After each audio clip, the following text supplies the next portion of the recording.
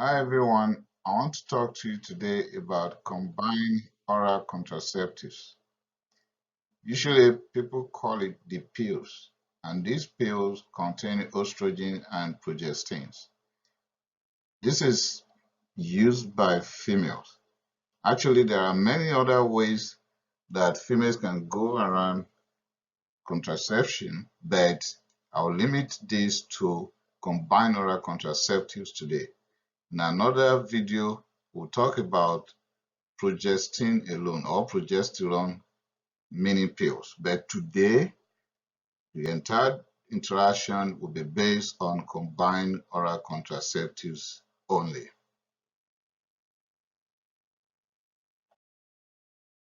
Who should have contraception?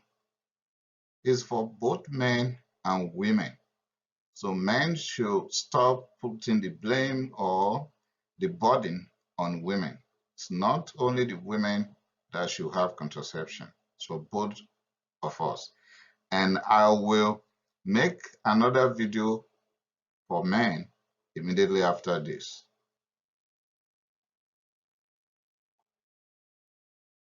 What is the meaning of contraception? It simply means birth control, and that is you choose when to have pregnancy. You choose the number of pregnancies you like to have, and sometimes you choose suitable space between them, maybe for academic reasons, for work, and so on and so forth. Or you decide to embark on this because you are not even ready to have pregnancy at all. Or you just want to stop unwanted pregnancies that will alter your own life cycle. And sometimes some people embark on it because of financial or medical reasons. So there are so many reasons to embark on contraception.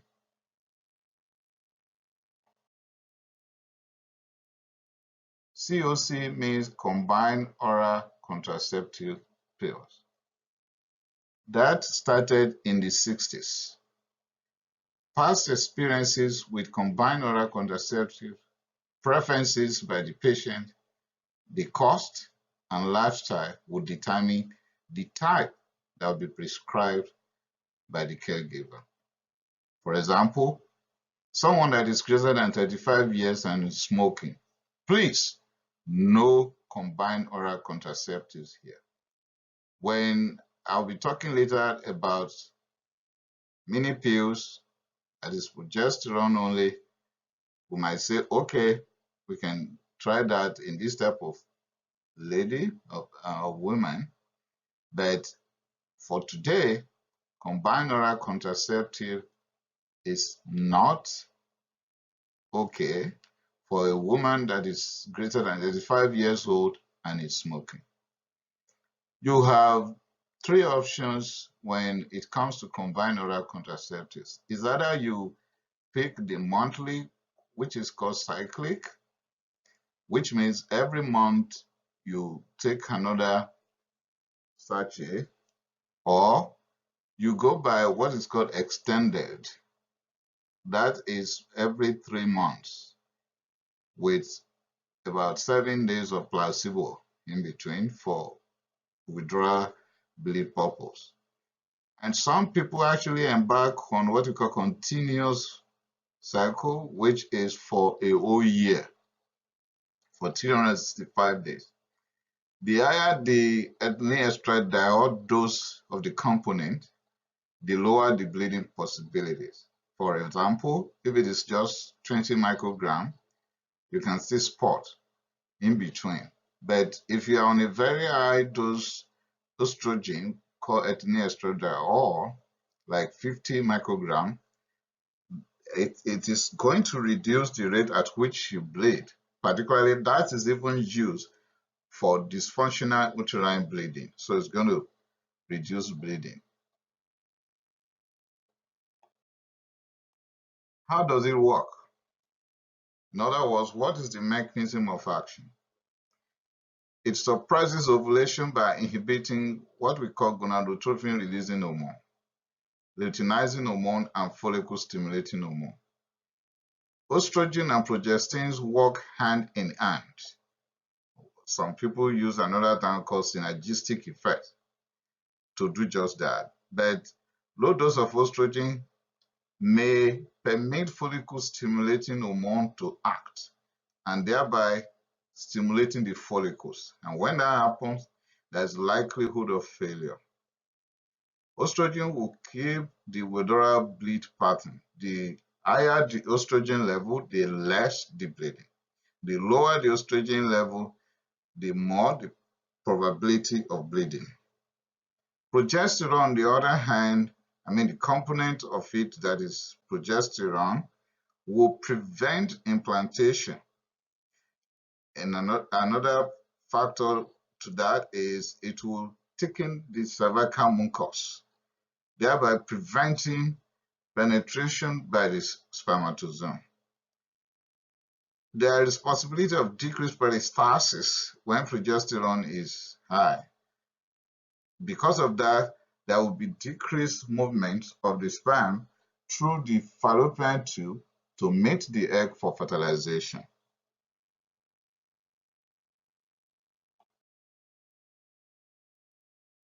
We cannot give combined oral contraceptives under certain conditions. One, has this lady had stroke in the past? If the answer is yes, no COC. Any breast cancer here or very common in the family, might have to hold it. Is there liver failure in this person, like liver cirrhosis or anything? Why? Because metabolism of estrogen is dependent on how effective liver is. And if that is not there, we have to take the pill off. Any history of venous thromboembolism here, or this person, sorry, I respect everybody, but when the body mass index is very high, which means you are a bit obese, there is higher chances of having venous thromboembolism. The reason why we would not want to give it is by the time we come to side effects of these combined pills, you understand that the individual will be at risk more than the rest members of the population. Hypertension. It can increase it, not that it will start it, but if individual is already diagnosed with hypertension, it's going to get worse. Like I've said earlier, smoking and older than 35 years, we are going to keep combined oral contraceptives off the table. Peripheral vascular disease or diabetes mellitus not under control, already having microvascular complications, we are going to keep combined oral contraceptives away. So it's not for everybody. The estrogen component of it, like lower dose ethylene estradiol, 15 microgram, is effective, but you may bleed more. If you are placed on 21/7, which means you have 21 days of active ingredient and 7 days of placebo, it's different from 21/4, if that is what you're saying on your prescription sheet, because that means you have 24 days of active ingredients and 4 days of placebo.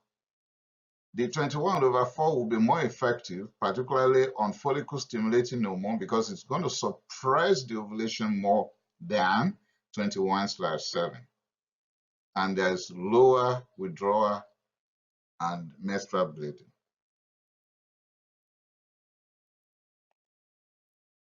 What are the advantages of combined oral contraceptive? It controls menstrual bleeding, decreases blood loss due to menstruation, like I've told you, while discussing the dosage of estradiol in the component. Dysmenorrhea will be placed under control.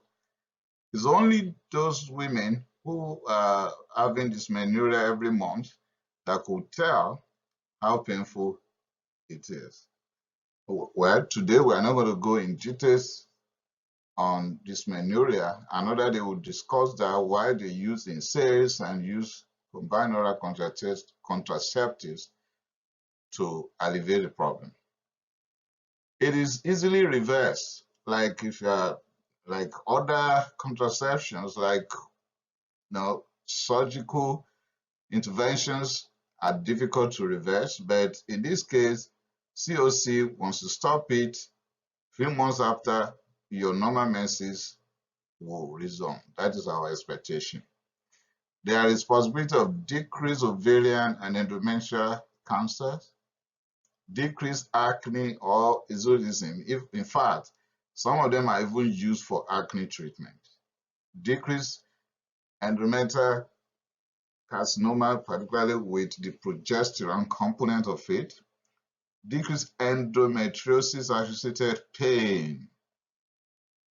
Endometriosis-associated pain. There are definitive management for endometriosis, majorly hysterectomy, but for those who are still anticipating for childbearing in future, we'll give them combined oral contraceptives, and that will still keep their hope alive and take care of the pain for now. Decrease unwanted pregnancies. Of course, that is the main purpose why 99% of people will be on it. Decrease androgenic effects in polycystic ovarian syndrome. That's another topic entirely. And reduction in colorectal carcinoma. That is good to know anyway.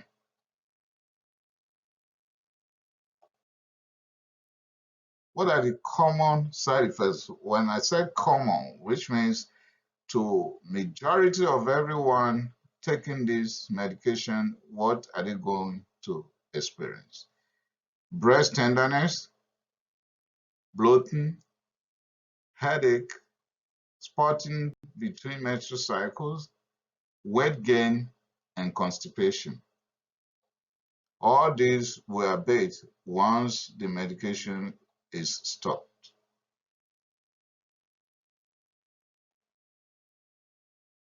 Is my heart at risk if I'm taking oral contraceptive, particularly combined oral contraceptive? If I'm a lady, I'll ask my doctor. Then it's likely I'll get these responses. One, hypertension may be on the increase if I have been diagnosed with it before. Venous thromboembolism is part of the risk factors and the complications here. I can come down with heart attack, myocardial infarction. I may have stroke. My lipid level may rise, particularly triglycerides. If I am predisposed by genetic factor to breast CA, it's likely I come down with it than the rest people along the street who are not taking this medication. Cervical carcinoma, if I have risk factors for it, I will likely come down with it compared to the rest members of the populace who are not taking this medication.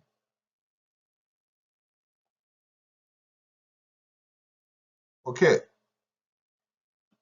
Seizures. Some females do have seizures, and because of that, they are afraid of becoming pregnant because of the stress that it will impose during pregnancy and the risk to the mother and the child. And because of that, they are taking this medication, but alas, get this right. Contraception and seizure disorders, there is higher possibility or probability of failure if you have seizures and you are on anticonvulsants. Why? Because some of these anticonvulsants are enzyme inducers. And when they induce the enzymes in the liver, the metabolism of the combined oral contraceptives will be very high. And when that is the case, then the combined oral contraceptives you've taken will just be like water because it is quickly wiped out. In other words, there will be high failure rates in any female that is having seizure disorder and is taking anticonvulsant and at the same time taking combined oral contraceptives, there's possibility of pregnancy because the enzymes will shoot up in high numbers and eliminate the combined oral contraceptives, and you come down with pregnancy. The same thing with tuberculosis. It's not the mycobacterium tuberculosis that will cause the pregnancy, but the medication like rifampicin or rifampin by some companies. The same thing, somebody who has fungal skin infection. It's not the fungal infection that will cause the trouble, but the antifungal like grisofovin will shoot up, will induce the hepatic enzymes and break down the combined oral contraceptives, and there'll be failure and pregnancy. So when you have any of these scenarios, watch out, discuss with your doctor the more so that you can both plan for another type of contraception.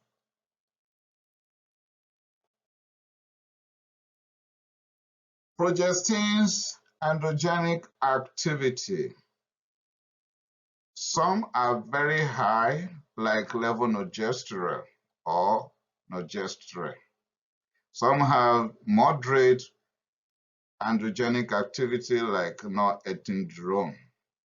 Some have lower androgenic activity, like drospirenone, norgestimate. Drospirenone is related to spironolactone. So spironolactone, we all know that it is an aldosterone antagonist. So it's going to, they call it potassium sparing antidiuretic. So they are going to keep that potassium high in the circulatory system. Therefore, anyone that is placed on combined oral contraceptives that has drospirenone should have potassium acid done regularly. And it is even worse when they are eating foods rich in potassium, or they have other medications that could actually shoot up the level of the potassium. Potassium sparing diuretics, spironolactone, is related to drospirenone. Therefore, manage, watch out, acid for the level of potassium because hyperkalemia could kill.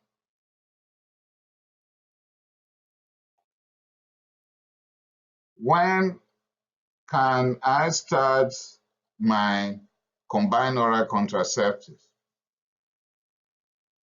I would prefer the first day of menses because with that, I don't need to bother my head whether I'll be right or wrong.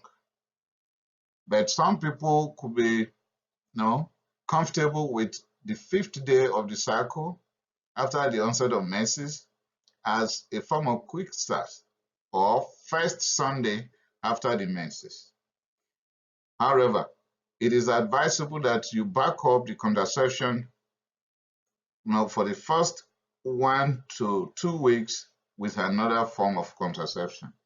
Like you can decide to use barrier, or tell the husband to use condom. Do pregnancy tests if you are confused, like if you have been having irregular menstrual pattern. Do pregnancy tests. The kit is available everywhere. Get home, open it, test it yourself.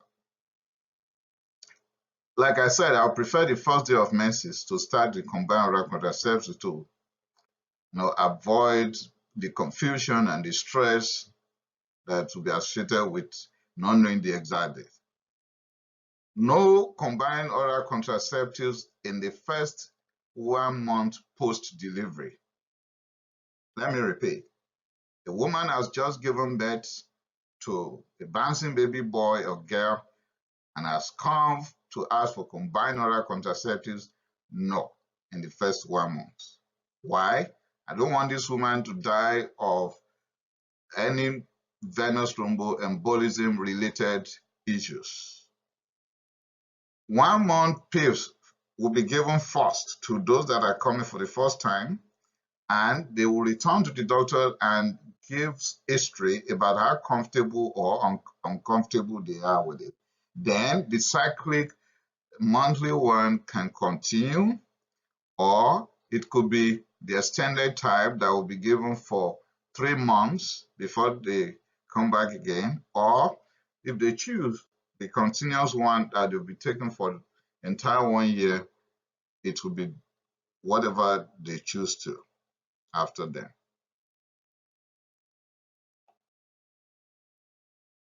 When will my menses return after stopping combined oral contraceptives?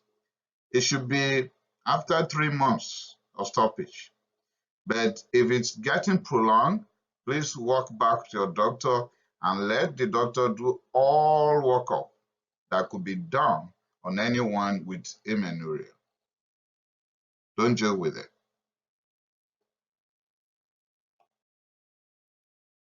How do we get the dosage that we need of this medication? If it is cyclic, there's 21 days of active ingredients and 7 days of placebo, and the placebo time will afford for withdrawal date. It depends on what the female patient will want. If it's someone who wants to see the menses every month, like that's the way I've been created and I'd like it that way, then 21/7 is fine. But if you want less bleeding, 24 days over 4 with hormone with lower estrogen will be fine.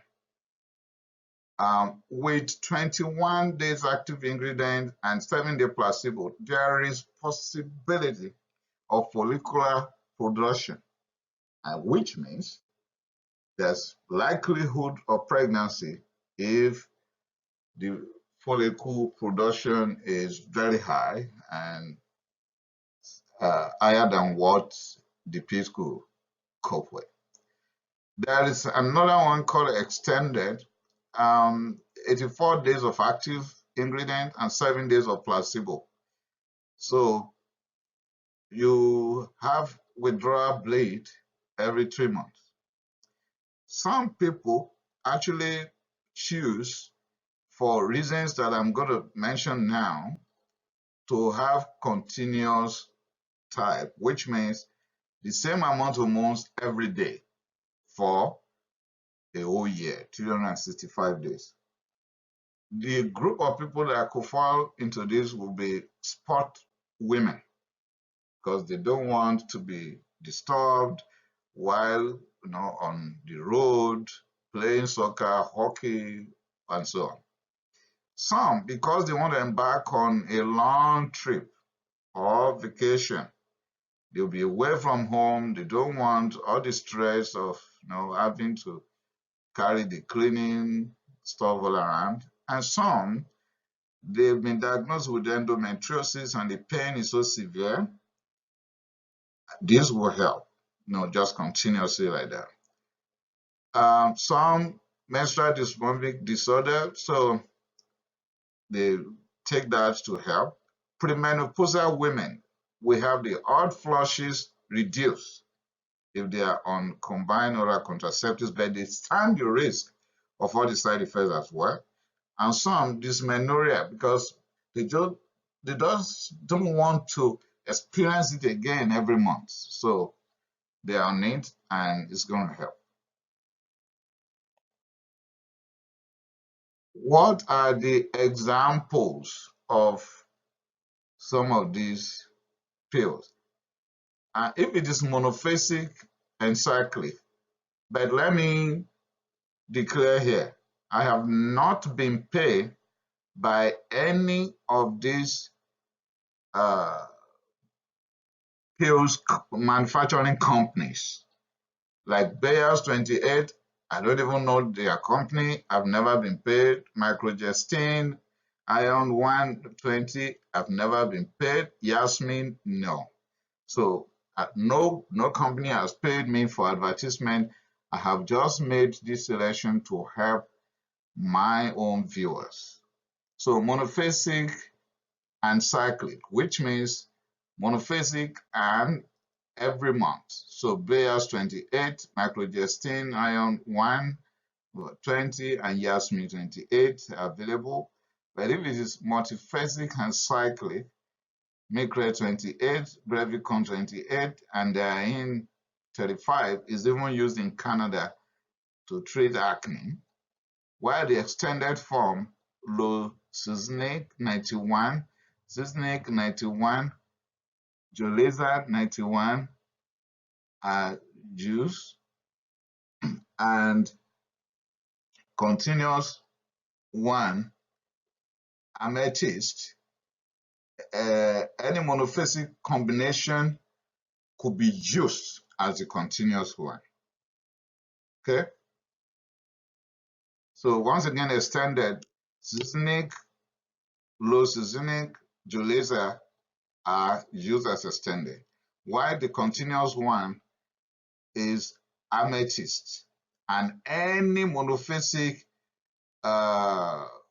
pills for the cyclic purpose could be used repeatedly, taking only the active component and leaving out the placebo throughout the year. So 2 ways to go when it comes to the continuum. So I hope you have benefited tremendously by listening to my video. I want you to subscribe more to this, and you are going to see more on other methods of contraception for females, and that of males will follow this very video in a moment. Thank you. I appreciate it.